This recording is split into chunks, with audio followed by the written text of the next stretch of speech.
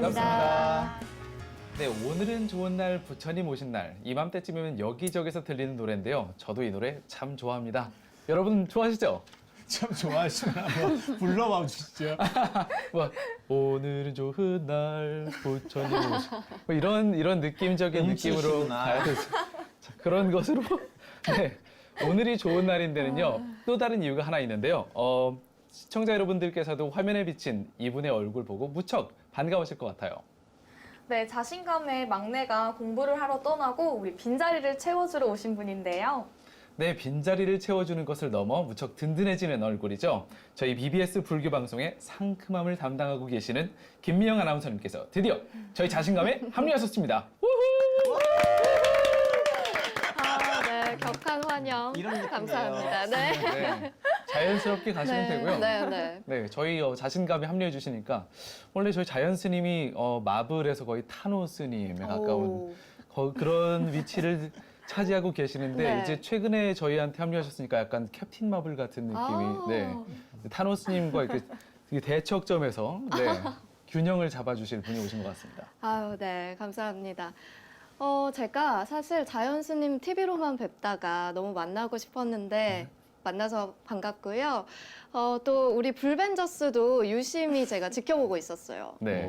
그래서 너무 합류하고 싶다 이런 생각을 했었는데 네. 드디어 제가 이렇게 합류를 하게 돼서 또 자연 스님 모시고 열심히 불교 공부를 해보려고 합니다. 여러분 반갑습니다. 반갑습니다. 자, 그러면 저희 오늘 첫 순서 시작해 볼 텐데요. 김민영 아나운서님 준비되셨나요? 그럼요. 시동을 부릉부릉 걸어야 네, 되는데요. 부릉부릉. 네. Alright, let's go. 네. 자, 시작해보죠. 갑자기 또 영화 나왔네. 그럼 첫 시간부터 저희와 합이 잘 맞는지 한번 시작해 보겠습니다. 첫 코너 외치면서 시작해 볼까요? 지식성장 프로젝트 자신감 뿜뿜.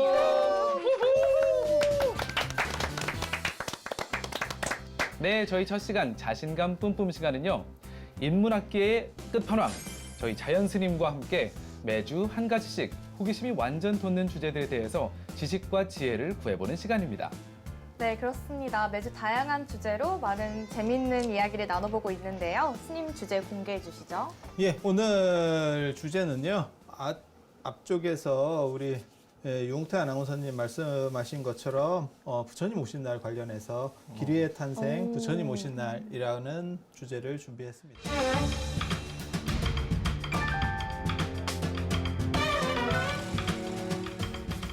머릿속에 제일 논란이 많은 날이에요. 왜죠, 알파고씨? 저는 부처님 오신 날을 부처님 이제 열반하신 날로 착각하고 있었는데 오늘은 이제 제대로 배워보겠습니다.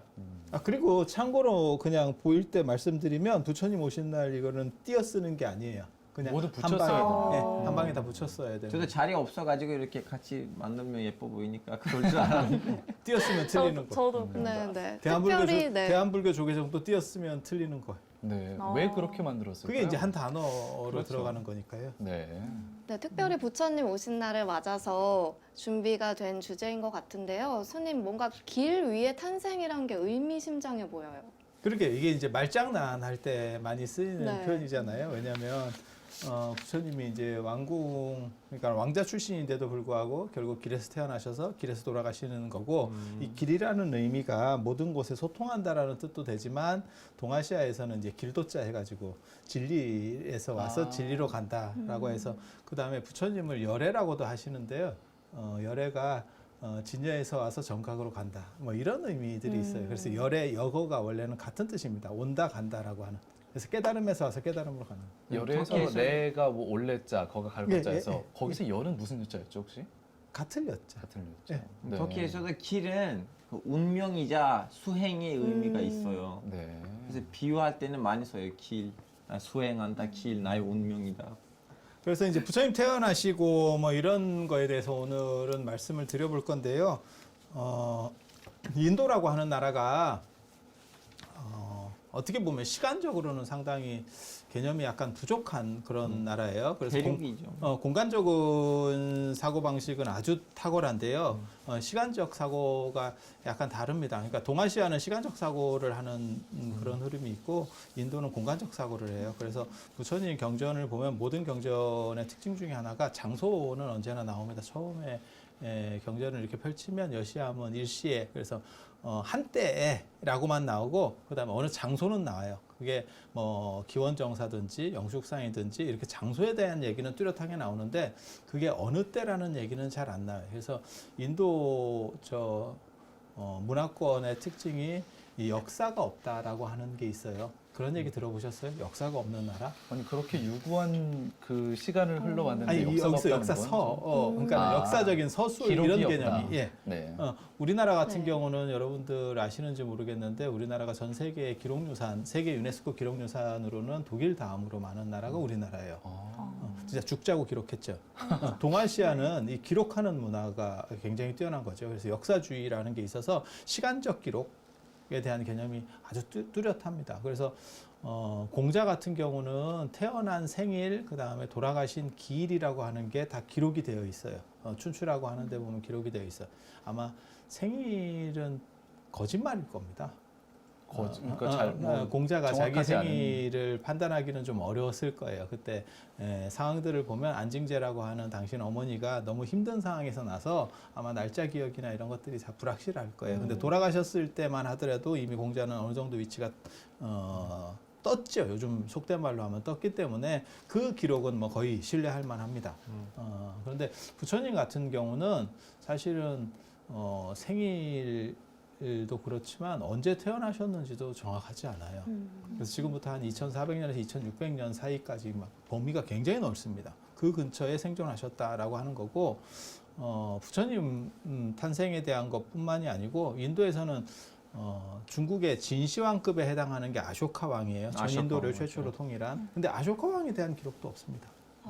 구전으로만 전해 내려온 건가요? 그래서 그걸 어디서 기록을 잡냐면 아쇼카 왕이 언제 즉위하고 이런 기록을 어디서 잡냐면 로마랑 교역을 해요.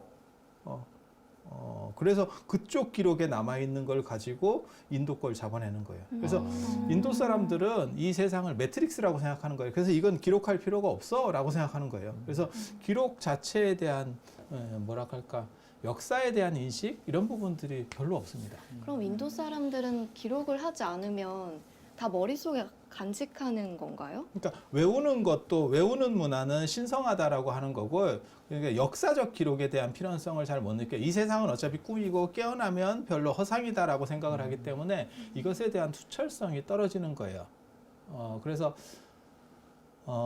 그게 이제 인도 문화의 어떤 특징적인 부분인데 중국에서는 완전히 다릅니다. 중국은 이 세상이 실제라고 보는 거예요. 그래서 어떻게 해서든 기록하고 거기에 자기 이름을 남겨야 된다라고 생각을 하는 거예요. 그래서 역사 안에서도 이름을 남기는 것이 효의 완성이다라고 얘기를 하는 거고 그 다음에 역사적으로 이름을 못 남기는 사람은 그러면 족보에라도 이름을 남겨서 자기 집안에도 그렇게 그렇죠. 생각을 하는 거예요. 그래서 부처님 경전이 한 1500종류가 되는데 그 경전들에서 가장 안타까운 게 사실은 초이 경전에서 이게 부처님 깨닫고 나서 몇 년 뒤에 쓰여졌다라는 것만 사실 정확하게 기록을 해줬으면 그 당시 분들한테는 그게 굉장히 쉬운 일이었을 거예요. 네. 그런데도 그 기록을 안 남겨주는 바람에 지금은 그게 순서가 어떻게 되는지를 잘 몰라요. 그리고 사람의 생각이라고 하는 게 물론 아무리 깨달음을 얻으신 분이라도 사회 환경이 다르면 계속 발전해 가잖아요. 변화해 가는 거죠. 발전이라고 하기보다는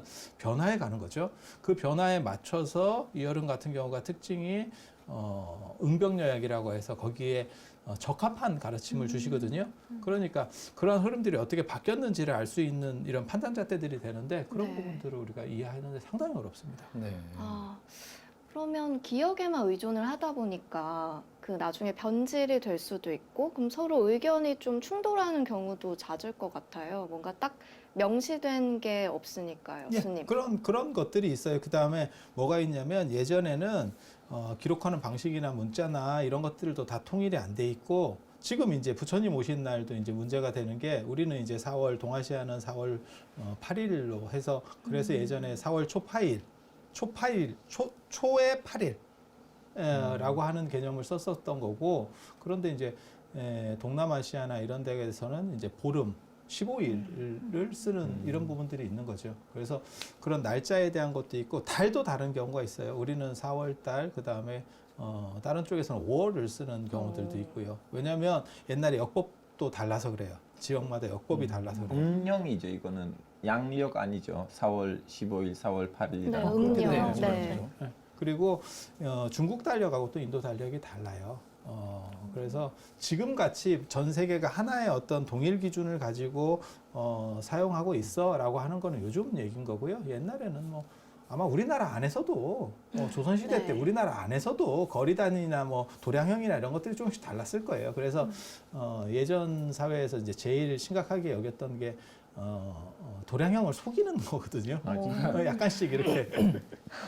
그래서 저희 어렸을 때만 해도 그런 게 있었어요. 그 도량 속이는 문제가 많아서 새마을 운동할 때 시장에 이렇게 공용 저울이라고 하는 게 비치가 돼 있었고 그랬었어요. 그래서 네. 불과 6, 70년대에도 아직 도량형이 통일이 안 됐었군요. 아니 60년대까지는 아니고 너무 그렇게 막 사람을 보내려고 하지 마시고 그래서 부처님 오신 날과 관련해서도 이제 지역마다 좀 다르고 그다음에 일본 같은 경우는 양력을 쓰는 걸로다가 다 통일 전후에 걔네가 다 통일을 했기 때문에 걔네 부처님 오신 날은 양력이에요. 그러니까 똑같은 4월 8일을 써도 일본 같은 경우는 양력으로 다 통일을 해서 매년 쓰는 거예요. 일본에서 똑같은 날이네요. 이렇게 그렇지, 한국처럼 양력에 있어서 변동이 없고. 그러니까 지금 우리는 양력을 쓰니까 음력이 변동을 하는 거고 예전에는 사실 음력을 썼을 때는 음력은 변동하지 않는 거죠. 네, 그렇죠. 예, 네. 그렇게 되는 거고 그래서 부처님 같은 경우가 원래 왕궁에 사셨는데도 불구하고 이제 길에서 태어나시게 되는 이유는 부처님 어머니가 임신을 했을 때 그 당시 결혼 풍습에 해산 풍습에 의해서 이제 친정에 가서 나오는 그런 문화가 있는 거예요. 어떻게 보면 약간 잔인한 풍습이라고도 할 수 있어요. 왜냐하면 몸이 이제- 그렇게 무거워진 임산부가 친정까지 가서 아이를 아니 낳는 그게 게- 이제 네. 사람이 태어날 때 이제 죽는 경우도 있고 그 다음에 그와 관련해서 질병이 생기는 경우도 있고 그것 때문에 우리도 금줄을 치고 차단시켜 버리는 거거든요. 외부 사람들이 전혀 못 움직이게. 예, 그러니까 뭐 세균이나 바이러스 개념은 없었을 때지만 그래도 사람들이 자꾸 오면 이 병의 발생이 빈도수가 높아진다는 거는 인지를 하고 있었던 거예요. 그러니까 외부인들이 전혀 출입 못하고 맨날 있는 사람들끼리만 움직일 수 있게 우리도 그런 식으로 처리를 했었잖아요. 네. 그래서 예전에 뭐 피도 나고 그 다음에 사람이 죽을 수도 있고 그 다음에 아이가 죽을 수도 있고 산모가 위험할 수도 있고 이러한 것들이 위험하다라는 생각을 가진 거예요. 그래서 그러한 위험이 좀 다른 데서 처리를 하고 왔으면이라는 생각 때문에 가서 낳고 온다라고 하는 개념이 있는 거예요. 근데 저는 약간 유흥태 씨랑은 다르게 네. 친정 가면 좀 마음이 편해지는 게 있잖아요. 아. 그래서 네. 약간 그런 배려인 줄 알았어요. 저도 이런 거 저도 왜냐면 그 터키에서도 아직도 이제 임신되면 엄마를 부르거든요. 친정 엄마가 네, 네. 와요. 네. 근데 예전에는 아마 왕궁에다가 일반인들이 들어가는 거는 아마 금지니까 그래서 진정에 가는 거 아닌가 싶었어요. 그래서 이제 부처님 같은 경우 어머니가 콜리족의 공주였기 때문에 이제 콜리국으로 이동하는 과정에서 이제 중간에 애가 태어나는 거죠. 태어나는 이유는 중간에 나오는 이유는 그게 가마멀미 때문일 거예요. 가마멀미, 가마멀미. 가마를 타고 가다가 가마 타고 가면 멀미가 굉장히 심해요. 그래서 만삭에 아마 그 당시 기술로는 해산 날짜도 잘 계산을 잘 못했을 수도 있고 그 다음에 길도 평평하지 않았을 거고 거기에 가마를 타고 가면 이제 문제가 좀 생기게 되겠죠. 그리고 거기도 진동도 또 자극하게 하지 않을까 싶어요. 그래서 흔들리니까. 어느 정도 이상 이렇게 만삭된 분이 사실 환경이 너무 급박하게 바뀌니까 이게 생각보다 좀 빨리 이제 태어나죠. 진통이 시작된 거죠. 네. 그렇게 해서 이제 신하들도 있고 옆에 이제 따르는 시종들이 있으니까 왕비니까 뭐 그래서 최대한 빨리 산시를 치고 한 게 룸빈이라고 하는. 그래서 이제 왕궁에서 임신이 되고 왕자 출신이지만 그 다음에 이제 길에서 태어나게 되는 좀 약간 아이러니가 되는 거죠. 그리고 부처님 생애에서 굉장히 재밌는 게 모든 중요한 사건은 다 나무 아래서 이루어져요. 그래서 보리수 아, 아래에서 보리수. 정각을 깨달으시고 네. 부처님 네. 태어나시는 게 이제 무수라고 하는 나무 밑에서 태어나시는 거고 무수는 근심이 없는 나무라는 뜻이에요. 아수가수 이래서 근심 없는 나무라는 뜻이고 나무 밑에서 태어나시고 그다음에 농경제 때는 연부수 나무 밑에서 명상을 하신다고 나옵니다. 연부수나무요. 예, 연부나무라고 이 동네에는 없어요. 네. 그래서 인도에는 많기 때문에 그래서 연부나무가 많다 그래서 인도를 연부주 그걸 다른 말로 선부주라고 그래요. 그걸 남선부주라고 하는 게 거기서 나오는 표현이에요. 항상 예불할 때 보면 남선부주 뭐 이렇게 해서 예, 나오는데요. 축원할 어디에 때 있는 쓰는 뭐. 게 그 연부나무가 많은, 그러니까 우리식으로 말하면 소나무 같이 대표 수종이라고 생각하시면 돼요. 그렇게 해서 그 연부나무 밑에서 명상을 해서 나중에 이제 당신께서 6년 고행을 마치시고 다시 내가 중도주의로 바꿀 때 그 명상하는 거를 각성을 해서 연부나무 밑에서 명상을 각성을 해서 이어른의 판단이 이렇게 바뀌게 되거든요. 그리고 깨달음을 얻는 거는 보리수. 네. 네. 보리수, 피팔라수라고 하는 나무 밑에서 깨달음을 얻는 거고, 그건 부처님께서 깨달음을 얻어서 보리수가 된 거고, 깨달음의 나무, 보리의 나무 뭐 이렇게 되는 거고, 원래는 그냥 피팔라수 네. 그렇게 나무 밑에서, 그다음에 돌아가실 때는 사라수, 사라수. 사라수라고 하는 나무 밑에서 돌아가시고, 그래서 부처님과 관련해서 사실 제가 나중에 기회가 되면 왜 하필 나무인가에 대한 것들을 생각을 해보려고 해요. 네. 왜 나무 상징이 계속해서 이렇게 반복적으로 나오는가? 물론 거기에 기본적인 건 뭐냐면 더워서라는 게 있어요. 아, 인도가 인도, 더워서라는 게 기본 전제로 깔려 있어요. 네. 그런데도 불구하고 모든 중요한 사건이 있을 때마다 나무가 등장하는 거는 거기에는 뭔가 상징성이나 내포 의미가 분명히 존재하는 거예요. 네. 한두 번이면 우연이고 여러 번 반복되면 필연이잖아요. 네. 인생이라는 게 네. 원래 다 그런 거 아니겠어요? 선생님 또 그래서- 궁금한 게 그 아까 무수나무 가지를 잡고 마야 부인이 부처님을 낳으셨는데 제가 예. 또 어떤 책을 읽어보니까 고통이 하나도 없었다. 음, 근심이 없는 나무 밑에서 나서 고통뿐만이에요. 네. 고통분만을 하셨어요. 부처님은 아무에게도 이제 고통을 준 게 아니죠. 아니다. 이런 해설을 제가 봤거든요. 왜냐하면 네. 왜 그런 이야기들이 나오냐면 부처님이 태어나시고 나서 그게 분명히 난산이었을 거예요. 생각지도 않은 상황에서 갑자기 네. 태어났기 때문에, 그래서 부처님 어머니가 일주일 만에 돌아가신다는 네. 이야기가 나와요. 근데 그 일주일이 꼭 7일이라는 뜻은 아니고 인도 문화에서 7일, 7, 4 이렇게 나오면 그거는 충분히라는 뜻이거든요. 그렇지만 분명히 부처님 태어나시고 오래지 않아서 돌아가신 거는 맞아요. 네. 그러니까는 감염이라든지 뭔가 뒤처리가 제대로 안 됐겠죠. 네. 그래서 돌아가시니까 이제 그 부분이 어떻게 보면 부처님의 핸디캡인 거예요. 네.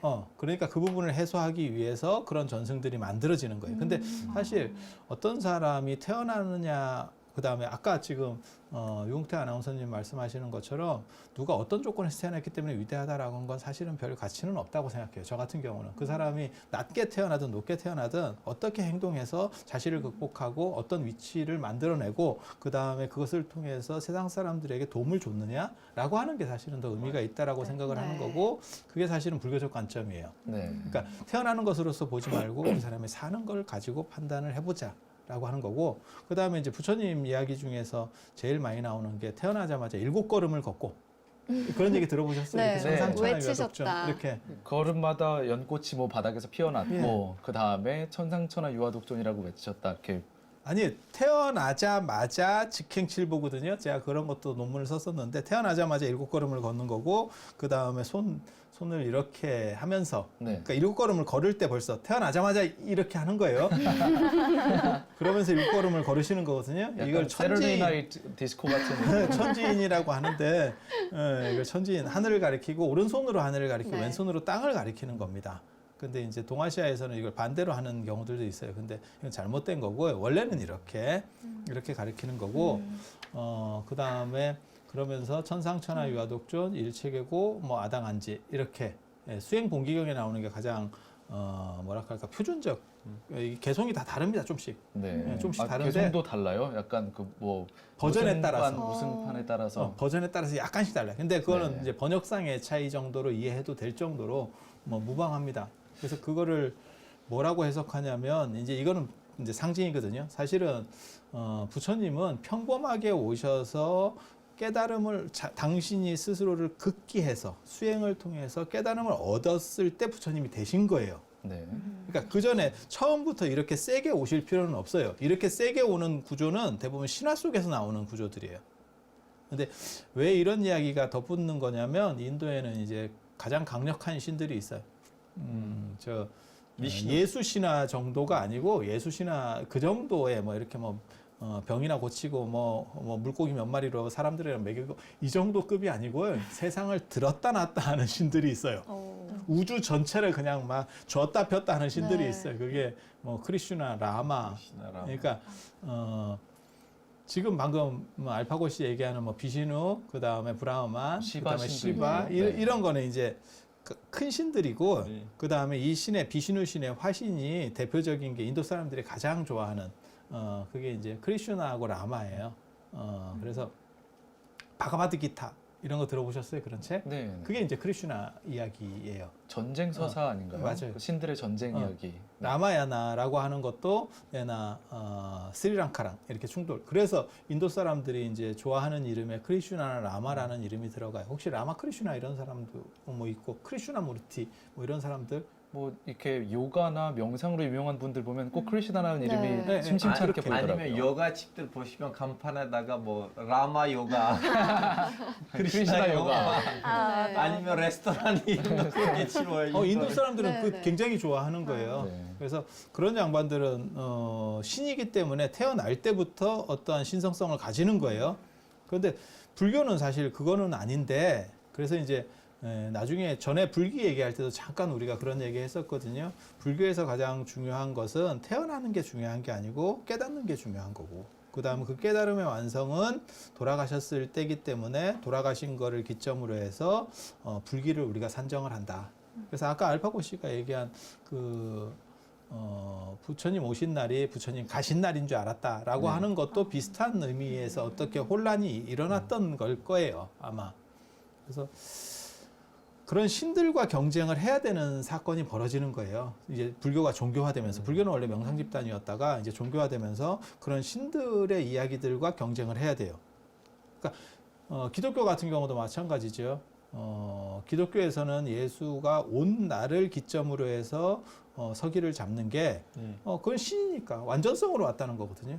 완전성으로 왔다는 거거든요. 그래서 그런 것과 경쟁을 하다 보니까 불교에도 이런 이야기들이 들어가는 거예요. 그래서 일곱 걸음이라고 하는 건 완전함이라는 뜻이에요. 그래서 예전에 인도에서 칠진법, 사진법을 썼었기 때문에 나타나는 현상이에요. 그래서 완전히 모든 것을 다 포함해도 그 다음에 천상천하 유아독존이라고 하는 건 뭐냐면 하늘과 땅에 오직 나만이 최고다. 이걸 뭐 인간의 존엄성이다 이렇게 해석하는데 사실 그거는 잘못된 해석입니다. 뭐 모든 인간이 두루 다 소중하다 이게 아니, 아니라 그건 아니에요. 정말 그냥 내가 짱이다 이 얘기를 하신 건가요? 천상천하라는 뜻이 뭐냐면 천상이라는 게 신들의 세계, 그다음에 천하라는 게 인간들의 세계에서 이걸 합쳐서 내가 최고야라고 하는 뜻이에요. 그 얘기는 뭐냐면 비슈누나 크리슈나 그다음에 라마 이런 거 다 합쳐도 부처님한테는 안 돼라고 얘기를 하고 싶었던 거예요. 네. 누가? 불교의 전승자들이. 왜? 그들과 경쟁해야 되기 때문에. 부처님의 존재 의의는 사실은 깨달음에 있는 거예요.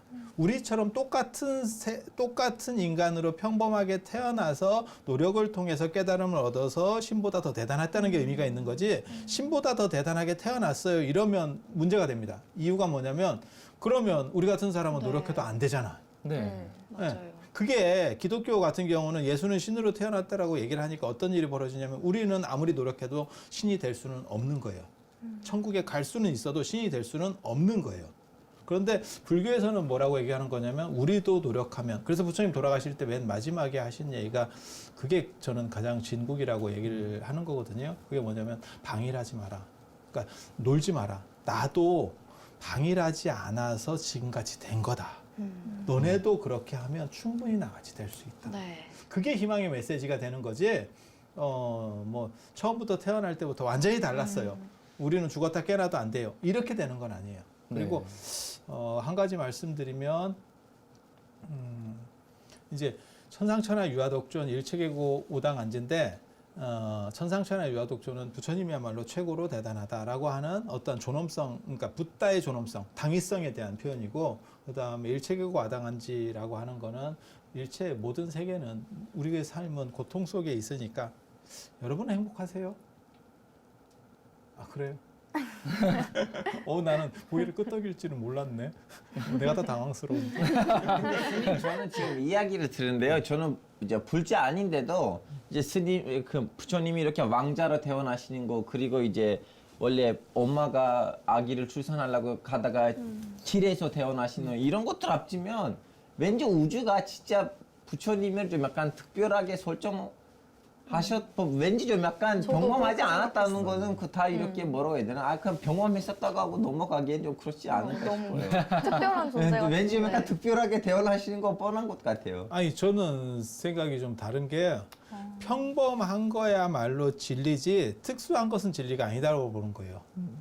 우리에게 있어서 가장 중요한 것은 금이 아니고 공기고 물이다 이렇게 얘기하는 거예요. 그러니까 특수한 것이 진리가 돼버리면 우리는 거기에 해당 사항이 없어요. 그래서 부처님은 평범하게 와서 노력을 통해서 누구나 할 수 있는 방법을 제시하는 거예요. 그게 구원의 길인 거예요.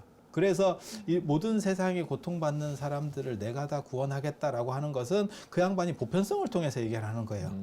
특수성을 통해서 얘기하면 누구는 되고 누구는 안 되는 거예요. 그리고 부처님께서 세상의 고통이라고 하는 것들을 이렇게 구원할 수 있다. 모든 이 세상은 일체 계고 그러니까 내가 다 편안하게 하겠다라고 하는 것도 나도 당신들처럼 와서 내가 그것을 극복한 것처럼 여러분들도 나를 따르면 다 그렇게 될 수 있다. 그래서 불교의 사실 유대성이라는 건 뭐냐면 등불이 전파되듯이 그 전에는 자기가 아는 거를 소수 사람들에게만 가르쳤지 그건 불교 이전에는 없었던 거예요. 전 세계적으로. 그건 특수한 집단들만 지식을 공유하면서 이익 집단을 만들어 갔어요. 근데 지식에 대한 공유, 그러니까는 완전 공개, 그 다음에 누구든지 원하는 사람에게 내가 다 해주겠다라고 하는 정신 자세는 인도에서는 붓다가 제일 빠른 거고, 붓다하고 마하비라가 제일 빠른 거고, 중국에서는 공자가 제일 빠른 거예요. 네. 그리고 두 사람의 연대를 대비해 보면 부처님이 더 빨라요, 공자보다. 그렇죠. 근데 저희 오늘 장벽이 네, 있다는 거죠. 네. 시간이 거의 다 되었습니다. 그래서 그러네요. 부처님 오신 날을 맞이해서 마지막으로 스님께서 한마디를 정리해 주시면 좋을 것 같은데요. 부처님 오신 날을 경축한다라고 하는 의미는 평범한 것 자체를 우리가 행복으로 만들 수 있는 길이 부처님에 의해서 열렸다라고 하는 거예요. 그러니까는 특수한 것을 특수하게, 그 다음에 아름다운 것을 아름답게라고 하는 것은 우리랑 먼 이야기입니다. 그게 중요한 게 아니고 우리 주변에 있는, 그 다음에 내 자신의 소중함을 환기해낼 수 있는 것, 그것이 부처님의 진정한 메아리고 그 다음에 부처님의 가르침이다라고 이해하시면 되겠습니다.